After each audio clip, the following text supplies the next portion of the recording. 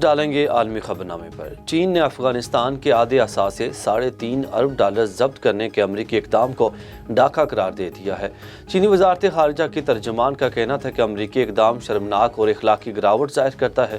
امریکہ افغانستان کے تمام اثاثے جلد از جلد لوٹائے، امریکہ، عراق، لیبیا اور دیگر ممالک کے عوام کا بھی ازالہ کرے جن کا امریکی فوجی کارروائیوں کی وجہ سے خاصا جانی نقصان ہوا ہے۔ امریکی صدر جو بائیڈن کا کہنا ہے کہ یوکرین پر روس کے حملے کا امکان اب بھی ہے۔ برطانوی نشریاتی ادارے BBC کے مطابق امریکی صدر جو بائیڈن نے ٹیلی ویژن خطاب کرتے ہوئے کہا کہ اگر روس نے یوکرین پر حملہ کیا تو پابندیاں تیار ہیں۔ امریکی صدر نے کہا کہ امریکہ کو اب تک روسی فوجی واپس بلائے جانے کی تصدیق نہیں ہو سکی، اس لیے یوکرین پر حملے کا اب بھی امکان ہے۔ برطانیہ کی شیڈو وزیر ناز شاہ نے بھی بھارت میں حجاب کا مسئلہ برطانیہ حکومت کے ساتھ اٹھا دیا۔